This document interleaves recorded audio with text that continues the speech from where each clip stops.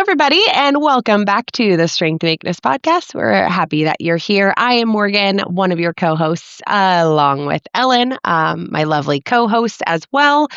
Typically we come into these podcasts with a very structured topic and trying to address a topic head on. And there are a couple questions that have come up over the last few weeks that Ellen and I want to talk about today. And we want to have it be more of a conversational style.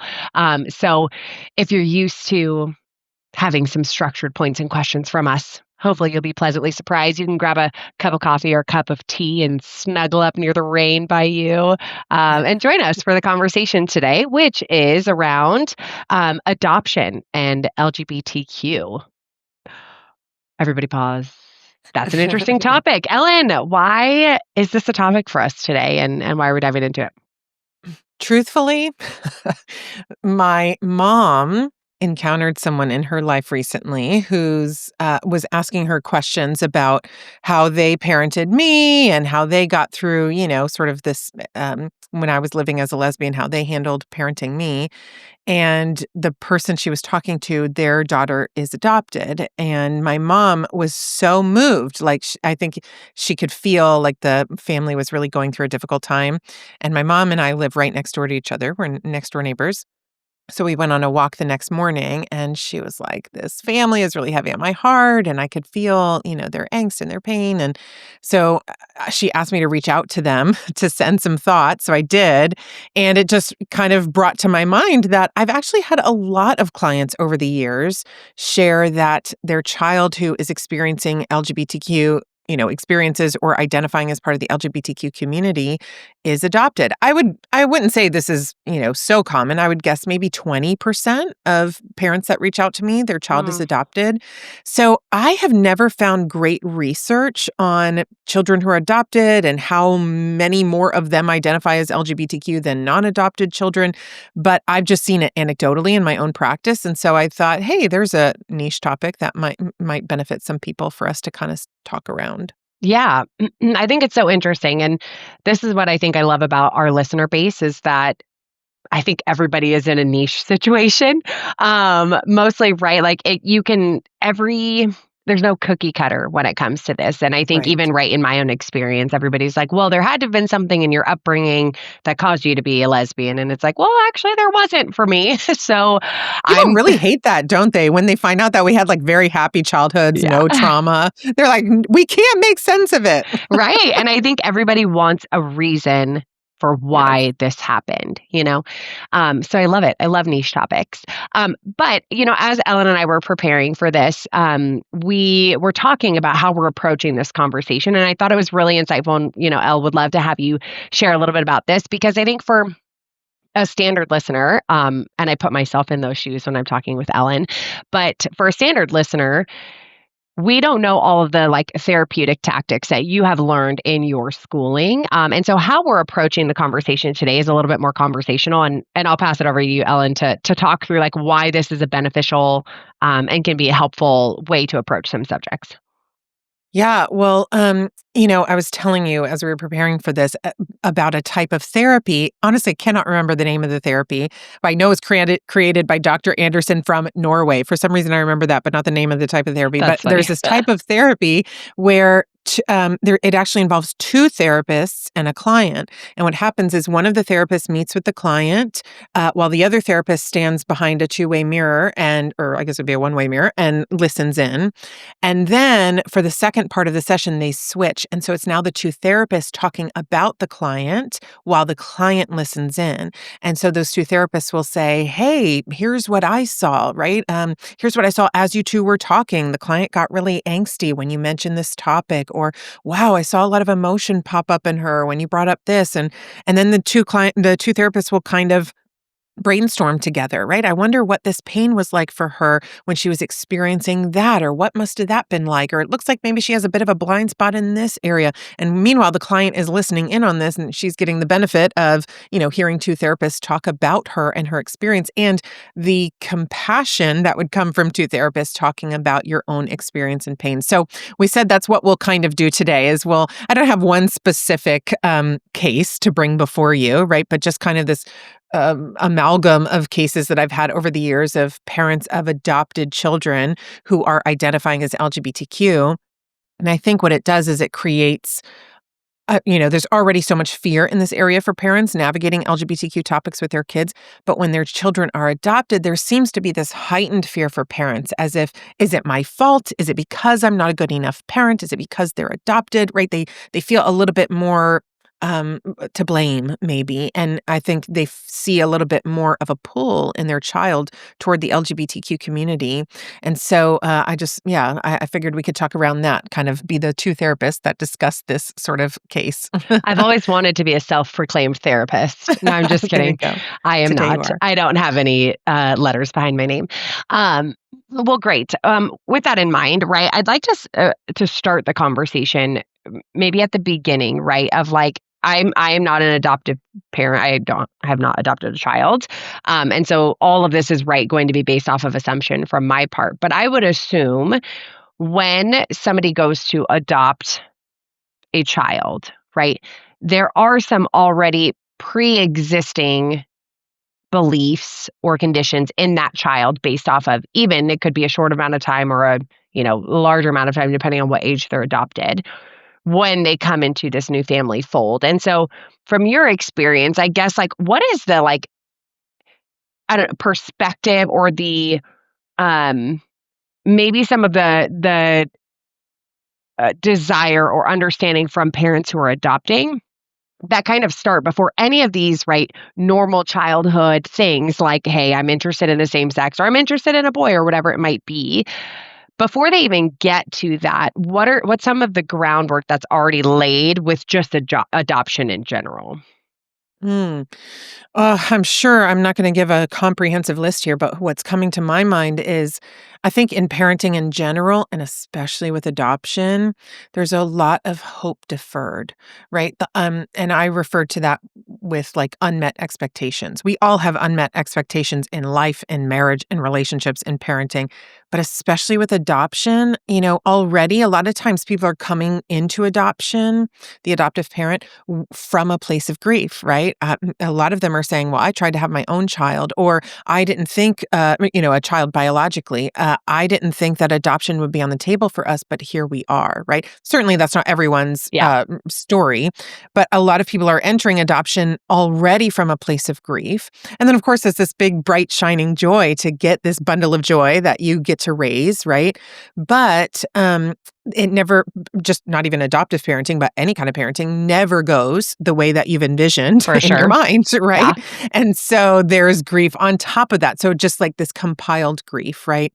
And so I always say this to parents in general, certainly to adoptive parents, that it would do you well to get really adept at grieving, like figuring out a system, figuring out how to grieve in God's arms, because all of life, certainly all of parenting, and most definitely all of adoptive parenting just includes a lot of grief, a lot of joy, but we can't really engage with that joy as deeply as when we learn how to grieve. So that's just kind of the general foundation I would say here is that we need to know how to grieve well, especially as adoptive parents.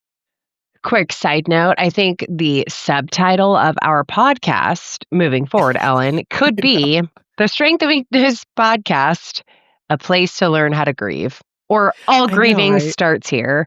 Because I I feel like do I'm always think beating that drum. I know, but it's true to no, every aspect of life. it really is. And I think for our podcast and our listeners, right? Like everything we talk about when it comes to like how to approach these hard conversations, how to engage, it all starts with like dealing with our own grief and like why we have that grief.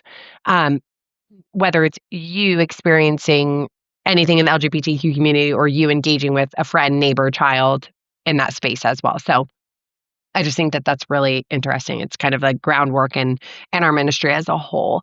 Um, but I think that how you explain that and like where we're starting from, right, is like this hope of what we would expect child rearing to look like for an adoptive parent.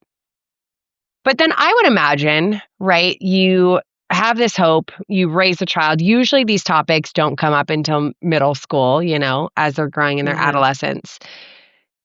Why is it that parents across the board, but specifically, right, parents of adoptive children, when the topic of um, same sex attraction or identifying as gay, lesbian, etc., why does that trigger such a strong response from parents?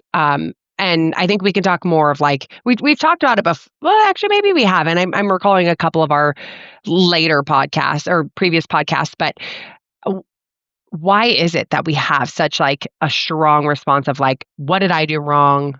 How did I get here? Where do you think that comes from? Well, definitely grief is a part of that, right? Like, oh no, this is different than what I thought, and I want to. Part of grief is denial and bargaining, right? Where Mm, we don't want to accept the reality that is, and so we want to come up with any way that we can change our reality, right? That's what denial and anger, or sorry, denial and bargaining is, and parents are experiencing that when their child comes out, and so they're saying, no, no, no, we can fix this, right? That's what I see primarily in parents of preteens and teenagers who reach out is they're just trying to hold everything together and they're in that denial and bargaining yeah, stage of grief and they're like, we can hold this together. We can keep this from falling apart. And I always say like it would do you well to just let it fall apart, let it break, because then you can do the real work, right? Instead of putting all this effort into changing the reality, which you don't really have control over, let it break and then say, now what, right? yeah. That's when we get to the acceptance. So I think grief is a part of that. And honestly, I think fear is a part of it. With when we're parents, right? With your own child, you feel like they are a part of you running in this world and they are so vulnerable and tender and they have an inability to care for themselves up until a certain age. And so we are tasked with providing for them, protecting them, stewarding them, and what comes into our, especially Christian parent brain, is what's included in that protection and stewardship is faithfulness to God. Like we just assume that that will be part of the plan as we're Mhm. rearing our children in those early years. And then when it comes to the preteen and teenage years and they start to go off the reservation in a way that we hadn't anticipated, we freak out. Of course, forgetting that we also went way off the reservation and that this can absolutely be a part of the journey. It doesn't mean that they're forever off the reservation. It just means they're taking a different path than you had envisioned for them. But I think in that fear, it's our fear to, it comes from a place of love to protect them. I think also a fear, I hear this a lot, a fear of not seeing your child in heaven, right? Like that is Mm, our deepest desire as Christian parents is to be with our children in heaven and, worship God together for yeah. eternity. So I think that fear really drives parents a lot. But I think it really comes from a place of love and wanting the best for them, wanting them to have the happiest, healthiest life that they can. It's just that parents often approach that from a place of control rather than surrendered faithfulness, surrendered stewardship. And that's never going to go well when it comes from control. Yeah. But when it comes from faithful, surrendered stewardship, then it can be really potent and powerful in that relationship with their child, no matter how far off the reservation they're going. Yeah. Do you think when it comes to adoption in particular, right? You hear a lot about like attachment disorder and or like um the relationship building aspect of it. Like that just has a steeper incline of a mountain to climb, right? In Yeah. comparison to um a naturally or a child born from you, you know? Um, do you think that has any part in the response of fear or self-blaming? Yeah, absolutely. I mean, I've yet to meet a person who's been adopted who doesn't have a deeper ache. I think we all have an ache of feeling unworthy, unloved. I think I would call that living outside of Eden, right? We were made for Eden. We don't live in Eden. So we all have this hole in our hearts and it affects our identity and our worth and our understanding of love. Yeah. We all have that. I think for people who are adopted, I've yet to meet someone adopted whose hole in their heart isn't just a little bit bigger than the rest of us, because I think there's just this inherent feeling of unwantedness, right? Mm, I wasn't wanted by my biological parents. And I think what makes it even worse is that a lot of people who come to that realization, adopted people who come to that realization, are preteens and teenagers. And so they lack the brain structure to process through it in kind of a more rational way where you acknowledge the pain of that, but also acknowledge the gift of the family that you've been given, right? Kind of weigh those two things together. When you're a preteen and a teenager and you are so driven by hyper logic and hyper emotions, it can really skew your understanding of your worth, your identity, where you belong in this world, that tether that we all feel like we lack in the preteen and teenage years, but people who are adopted, even have a bigger gap to cross there. Yeah, definitely. And it's actually interesting as you're talking, and I can't believe I didn't put two and two together as we were prepping for this podcast. But my mom is actually adopted. Oh, And it's really, yeah. I actually have a lot. My mom is adopted. I have a sister-in-law who's adopted, and I have a niece who's adopted. So, me and too. A actually, niece who's adopted, and my grandmother is adopted. Yeah, look at that. So yeah. much adoption. But I think so it's interesting because as you're explaining this, like I kind of saw this play out in my life, but in one generation removed, right? So my mom is adopted. She Mm, has a lot of what you're explaining. Um, when it comes to right, like worth, insecurity, etc. And when I came out to her, it was almost as though she was like, you belong to me mm, and you're going off the reservation and I'm afraid to mm. lose you because I don't want you to feel what I felt as a child. Oh, Right? And yeah. so I always pushed back against it because I'm like, wow, you're being too much. But Mm. now that I'm older and my frontal lobe is developed, I can look back and I can say, actually, out of her experience in being adopted, she actually wanted so deeply to be in relationship with me so that I didn't have to go through the same pain that she did. Yeah. Um, and so I just think if we can understand a little bit more about those who are walking in the path of adoption, right? Which I will never understand because I've not adopted a child, but I can only have compassion for them because as a parent alone, you're just like, oh gosh, I don't want you to go off the reservation. I just want to hold on to you. I want the best for you. I want to see you in heaven. And Mm. then you add this layer where it's like, oh, I have to be able to maintain um um not being super controlling, but also try to like help them see that they are loved, that they are worth it. And that to me seems like just so much tension. Mm. I couldn't imagine having to be in that space.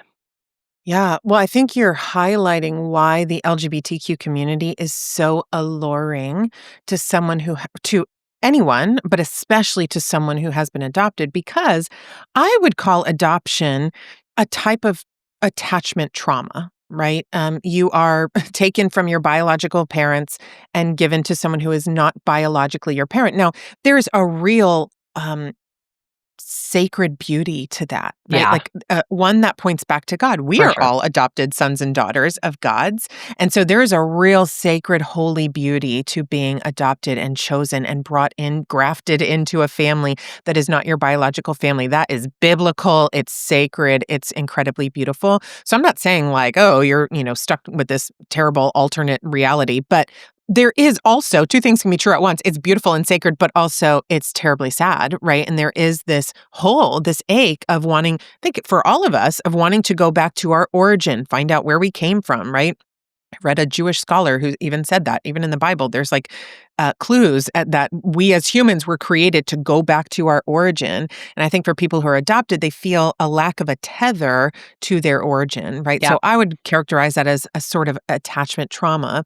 And for, like we've said, you and me come from happy, healthy childhood homes, no trauma, raised in a Christian faith, both of us. yeah, And still, the LGBTQ community was very alluring to you and I And for me, a big part of that allure was it offered me a place to belong, Mhm. right? At a time in my life, in my preteen and teenage years, when I felt like, who am I? What do I want out of this life? Where do I belong? The LGBTQ community said, here, you belong here. They really have that down so well. I think that's a real characteristic of God's nature in the people in the LGBTQ community is come as you are, you belong here, no judgment, we love you just as you are. I think that's something we can all learn from the LGBTQ community. But if it was alluring to you and I, as Yeah. teenagers that didn't have any kind of trauma, attachment or otherwise, how much more alluring would it be to someone who is adopted and has this kind of attachment trauma that says, who am I? Where do I come from? I want Yep. to find my tether to my identity and my worth. And the LGBTQ community, they have kind of a twofold message. One is come as you are, you belong as is. And two is if you feel different or other than, then you're probably gay or trans, right? And I'm sure an adopted person would feel other than in their family, right? I have a niece who is a different color than her mother. Their skin color is different because she's adopted. And so right? Just growing up as you can be perfectly loved, have a happy, healthy childhood home, but you look and feel a little bit different than your family. You don't see yourself in them, in their characteristics, in their mannerisms, maybe even in your skin color, and you can start to feel other than. And then the LGBTQ community, at a time when your frontal lobe is not formed, says, hey, if you feel different, you belong here. Hey, come as you are. We love you as you are. That would be so much more exponentially alluring to someone in that position. Yeah, and isn't that what we want the church to be, right? Like, don't we So true. want to be the place that people can come as they are and that they are loved and they are seen and they are valued? And I agree with you. I think that that is a characteristic of God that's shown through that community and something that I think we can really grow in because I do think sometimes we say you need to look and think and act like this in order to be welcomed here. When I do, like, I'm like, "Oh, man, I would hope that young people or any people, right, of any age would feel like they could walk in and say, 'I don't know what I'm feeling or I don't know where I belong, but I wanna see if this is the place.'" I think that's really powerful what you just said. Yeah, I love that. You're so right. That's exactly what we want the churches to be for people. We want to learn about that from the LGBTQ community and put that in a godly lens. But also, I love what you just said, made me think about reframing, turning it on its head, the narrative of adoption. It's not, yes, we need to hold both in truth. We need to hold both truths in tension at the same time.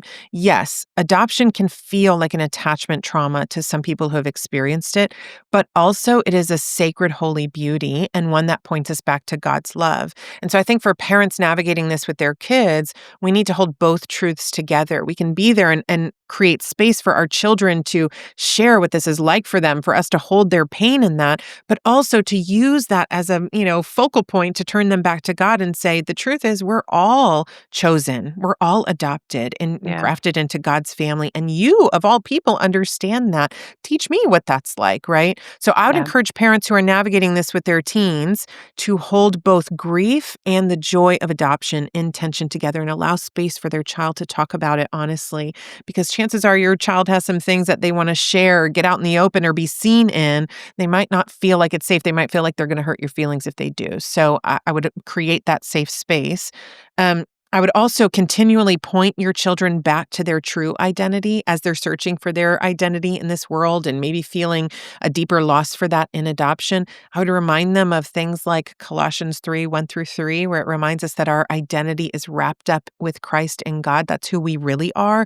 We don't need to piece together our identity through earthly identification, things like yeah, who our biological parents are or what political affiliation we have or whatever, right? What brand of jeans we love. We can be fully made up by just being God's son or daughter. And so I would hope that that would bring any teenager, especially one who's been adopted, some relief, that they don't need to go frantically searching. They can just sink into the identity that's already been provided for them as God's beloved child.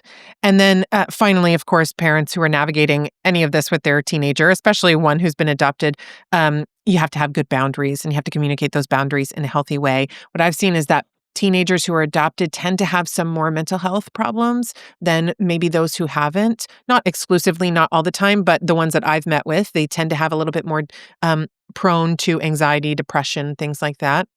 And so you want to have some great, compassionate, ways of communicating with your child, but also some great boundaries so that it can keep your child safe and your guys' connection safe. So those would be my recommendations to anyone navigating this in their family.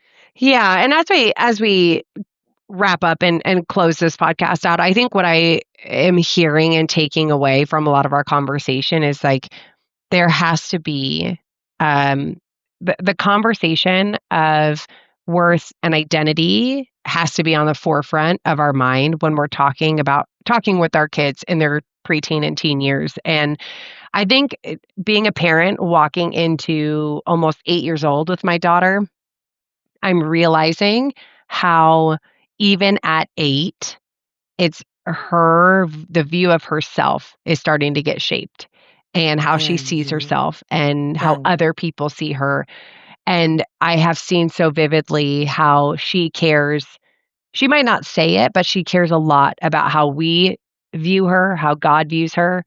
Um, and that we have to be proactive in communicating that because the world is going to tell them everything opposite and or they're going to mask it in ways that might not be best for them, but as their parents being the ones that are proactively saying that. And I actually even just saying that my son last week, he's 5 in kindergarten, and he came home and he was like he wasn't listening and was having a really hard afternoon, and he looks at me and he's mhm. like, "Mommy, I'm a bad kid." We don't say that in Oh, our home. We've never yeah. called our son a bad kid. And he was like, "I'm a bad kid." And I was like, "Buddy, where did you hear that?" And he was like, I don't know. I'm just a bad kid. I'm making a lot of mistakes today and I'm doing the wrong way." And I was like, "Wow, I'm so sorry that like you feel Mm, like you're a bad kid, but you are not. You are loved. You were made by God to be just the way that you are. We're sinful. We make mistakes, but that does not make you a bad kid. We can make bad choices, but and he said it like once or twice more, and I realized, like, I got down on his level and I was like, "Buddy, like, there is nothing you can do to make God love you less, to make me love you less, like, nothing you can do to make us love you more. Like, you are made just the way that you are."